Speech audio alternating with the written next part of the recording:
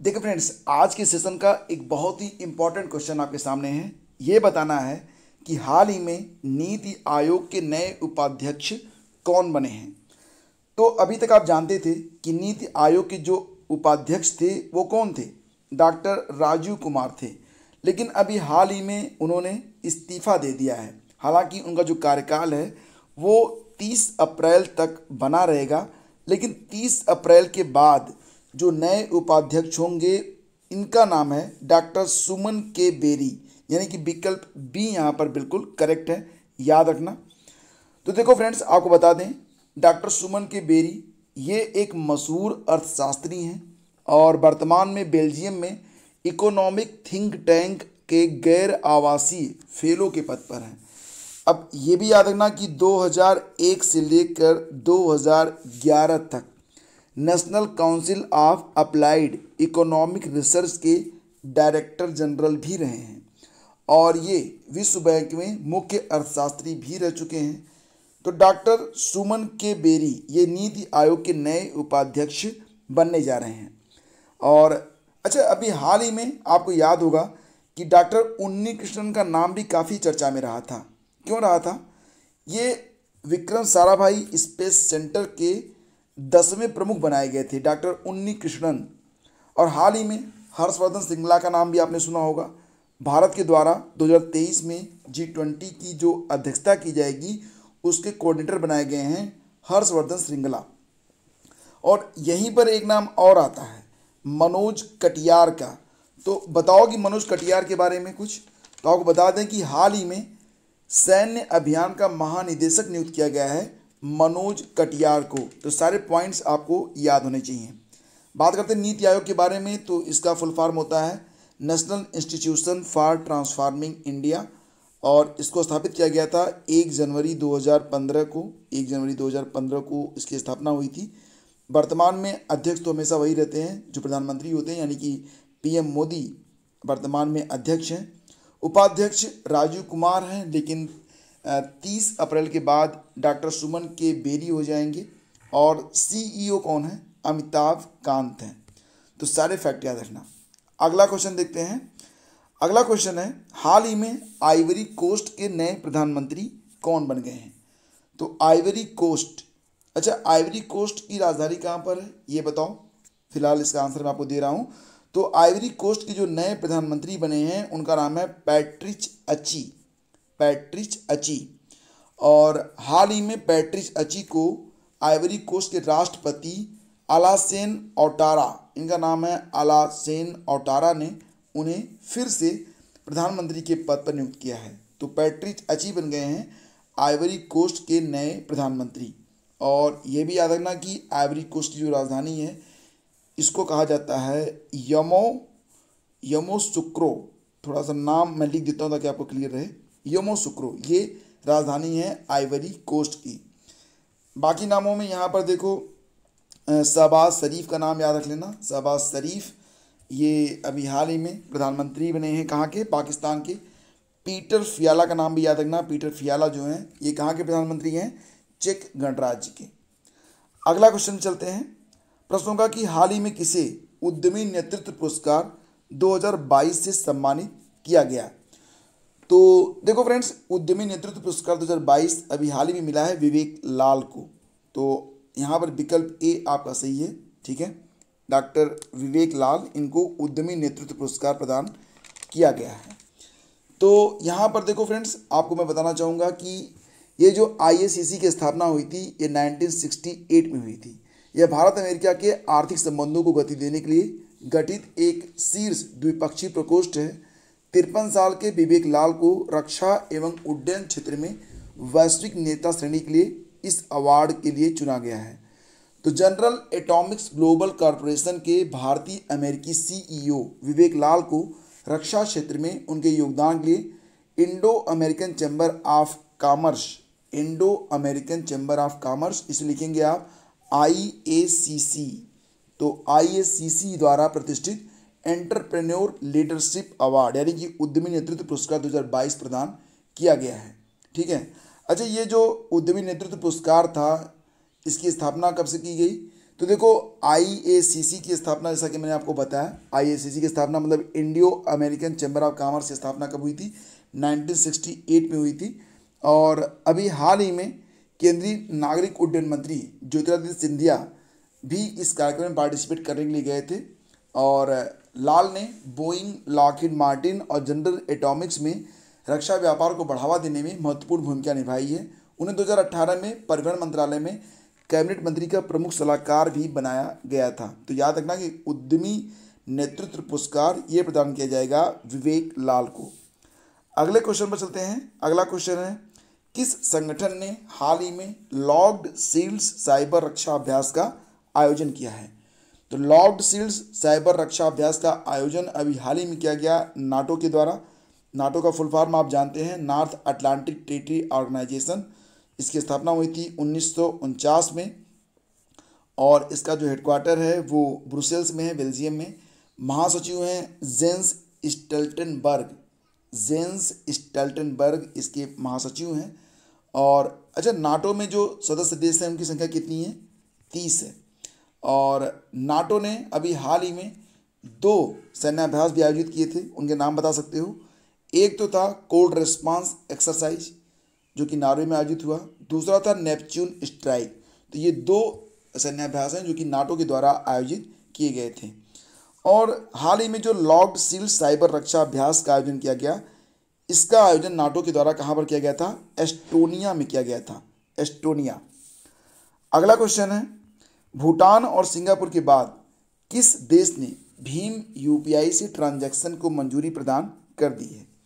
Bhim UPI मतलब Bharat interface for money, और UPI आप जानते ही हैं, यूनिफाइड पेमेंट इंटरफेस। तो भीम यूपीआई के द्वारा ट्रांजैक्शन को मंजूरी प्रदान कर दी गई है संयुक्त अरब अमीरात के द्वारा, यानी कि यूएई के द्वारा। ठीक है, तो ये जरूर याद रखना आप। और बात यहाँ पर हो रही है यूएई के बारे में। तो यूएई का जो एक मंगल मिशन था उसका नाम बता सकते हो? एग्जाम में आ सकता है, उसको होप मिशन नाम दिया गया था। अब यूएई के बारे में एक क्वेश्चन और आ सकता है एग्जाम में कि यूएई ने नेट ज़ीरो उत्सर्जन का लक्ष्य कब तक के लिए रखा है? तो याद रखना कि 2050 तक के लिए। और भारत ने अभी हाल ही में ज़ायद तलवार नामक एक एक्सरसाइज भी किया है। ज़ायद तलवार जो एक्सरसाइज है भारत किसके साथ करता है? यूएई के साथ करता है। और आपको याद होगा कि अभी हाल ही में आईसीसी T20 वर्ल्ड कप 2022 का आयोजन भी यूएई में ही हुआ था और इसको जीता था ऑस्ट्रेलिया ने। किसको हराया था? न्यूजीलैंड को। अगला क्वेश्चन देखते हैं, हाल ही में किसे ग्लोबल पीस एम्बेसडर 2022 चुना गया? ग्लोबल पीस एम्बेसडर 2022 अभी हाल ही में चुना गया है बबीता सिंह को, यानी कि विकल्प यहाँ पर सी आपका करेक्ट है। बबीता सिंह एक सीरियल उद्यमी हैं और इनको नई दिल्ली में एशिया अफ्रीका कंसोर्टियम यानी कि AAC के सहयोग से आयोजित इंडिया इंटरनेशनल कॉन्क्लेव 2022 में शिक्षा, खेल, कला, संस्कृति और कूटनीति के माध्यम से शांति को बढ़ावा देने में उनके काम के लिए ग्लोबल पीस एम्बेसडर 2022 नामित किया गया है। बबीता सिंह को इस सम्मान से सम्मानित किया गया है क्योंकि वह उन बहुत कम लोगों में से एक हैं जिन्होंने दुनिया भर में अरबों लोगों के जीवन को बेहतर बनाने के लिए संयुक्त राष्ट्र मानवाधिकार चार्टर के अनुसार सार्वभौमिक नैतिक मूल्यों, अंतरधार्मिक सहयोग और अंतर्राष्ट्रीय सद्भाव को बढ़ावा देने वाली प्रथाओं के लिए अपना जीवन जो है समर्पित कर दिया है। तो याद रखना, ग्लोबल पीस एम्बेसडर अवार्ड 2022 ये प्रदान किया गया है बबीता सिंह को, यानी कि विकल्प सी यहाँ पर करेक्ट है। अब यहाँ पर जो बाकी के नाम हैं ये भी इंपॉर्टेंट है, जैसे कि अलका मित्तल। अलका मित्तल के बारे में अगर हम बात करें तो ये ONGC की पहली महिला अध्यक्ष बनी थी। अलका उपाध्याय का नाम भी याद रखना, NHAI national highway authority of India की अध्यक्ष बनी है। और अनुकृति उपाध्याय का नाम आपको याद है, इनको सुशीला देवी पुरस्कार मिला था 2021 में, ये भी याद रखना आप। तो फ्रेंड्स, अगला क्वेश्चन है, अप्रैल 2022 में भारत के पहले अतुल्य भारत क्रूज सम्मेलन 2022 का आयोजन कहां पर किया गया? अतुल्य भारत क्रूज सम्मेलन 2022 का आयोजन अभी हाल ही में किया गया था, कहां पर? महाराष्ट्र में, यानी कि विकल्प बी यहां पर आपका बिल्कुल करेक्ट है। तो इसका आयोजन कब से कब तक किया गया? 14 और 15 अप्रैल को इसका आयोजन किया गया।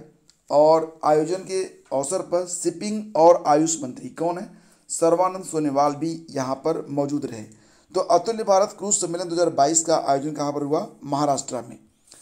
अगला क्वेश्चन देखते हैं। अगला क्वेश्चन है, विजडन पत्रिका ने किन 2 भारतीय खिलाड़ियों को वर्ष 2022 का क्रिकेटर ऑफ द ईयर का जो अवार्ड है इसे प्रदान किया है? क्रिकेटर ऑफ द ईयर का अवार्ड। तो देखो फ्रेंड्स, भारतीय कप्तान रोहित शर्मा और तेज गेंदबाज जसप्रीत बुमराह को विजडन के 2022 अंक में वर्ष के क्रिकेटर यानी कि क्रिकेटर ऑफ द ईयर 2022 में जो 5 खिलाड़ी चुने गए हैं उसमें स्थान दिया गया है। कुल मिला के जो 5 खिलाड़ी हैं उसमें 2 भारतीय हैं, जिसमें एक जसप्रीत बुमराह हैं, दूसरे रोहित शर्मा हैं। विकल्प बी हमारा यहाँ पर बिल्कुल करेक्ट है। तो यहाँ पर मैं आपसे बताना चाहूँगा, इसके अलावा जो 3 नाम हैं उसमें न्यूजीलैंड के डेवोन कानवे हैं, इंग्लैंड के तेज गेंदबाज ओली रॉबिन्सन हैं और दक्षिण अफ्रीका की एक महिला क्रिकेटर हैं डेन वान निकर्क। तो कुल मिला के 5 नाम हैं जिन्हें क्रिकेटर ऑफ द ईयर का अवार्ड विजडन पत्रिका के द्वारा दिया गया है। और इंग्लैंड के जे रूट, इंग्लैंड के ये कप्तान हैं, तो इंग्लैंड के जे रूट को वर्ष का अग्रणी क्रिकेटर चुना गया है। ठीक है, अग्रणी क्रिकेटर यानी कि लीडिंग क्रिकेटर जो रूट। और लीडिंग T20 क्रिकेटर जो है किसको चुना गया? लीडिंग T20 क्रिकेटर ये चुने गए हैं पाकिस्तान के मोहम्मद रिजवान। और ये भी याद रखना कि leading women cricketer in the world चुना गया है साउथ अफ्रीका की लिजेल ली को। ठीक है, चलो आगे बढ़ते हैं। अगला क्वेश्चन देखते हैं। हाल ही में खोंगजेम दिवस किस राज्य में मनाया गया? खोंगजेम दिवस किस राज्य में मनाया गया? तो देखो फ्रेंड्स, मणिपुर सरकार के द्वारा थौबल जिले में स्थित खोंगजेम वार मेमोरियल कॉम्प्लेक्स में खोंगजेम दिवस मनाया गया। और यह दिन बात है 1891 के एंग्लो और मणिपुर युद्ध यानी कि अंग्रेजों और मणिपुर के निवासियों के बीच जो संघर्ष हुआ था उसमें शहीद होने वाले सैनिकों की स्मृति में इसे मनाया जाता है। तो एंग्लो मणिपुर युद्ध 1891 ब्रिटिश सरकार और मणिपुर राज्य के बीच लड़ा गया था और ये 31 मार्च से लेकर 27 अप्रैल तक चला था। इसमें ब्रिटिश साम्राज्य की जीत हुई थी। इसके बाद 22 सितंबर 1891 को मेंडिगंगू चौरानंद को ताज पहनाया गया। यह युद्ध मणिपुर के खोंगजोम की खेबा की पहाड़ियों में लड़ा गया था और इसमें सैनिकों ने ब्रिटिश पर 3 ओर सिलचर, कोहिमा और म्यांमार से हमला किया था। वर्तमान में मणिपुर के मुख्यमंत्री कौन है? एन बीरेन सिंह हैं और एल गणेशन कौन है? गवर्नर हैं। ठीक है, और अच्छा, केबुल लामजाओ राष्ट्रीय उद्यान भारत में मणिपुर राज्य के विष्णुपुर जिले में स्थित एक राष्ट्रीय उद्यान है। यह पूर्वोत्तर भारत में स्थित विश्व में इकलौता तैरता हुआ राष्ट्रीय उद्यान है और मणिपुर की विश्व प्रसिद्ध लोकटक झील जो है उसका एक अभिन्न हिस्सा है। ये भी याद रखना, इसे भी क्वेश्चन बनते हैं। और ये है आज का अंतिम प्रश्न, हाल ही में भारत के प्रधान वैज्ञानिक सलाहकार कौन बने हैं?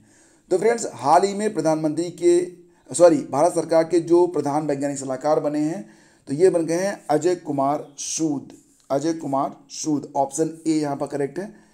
तो प्रधानमंत्री के विज्ञान प्रौद्योगिकी और नवाचार सलाहकार परिषद के सदस्य अजय कुमार सूद को प्रसिद्ध जीव विज्ञानी के विजय राघवन की जगह लेने के लिए 3 साल की अवधि के लिए इस पद पर इन्हें नियुक्त किया गया है।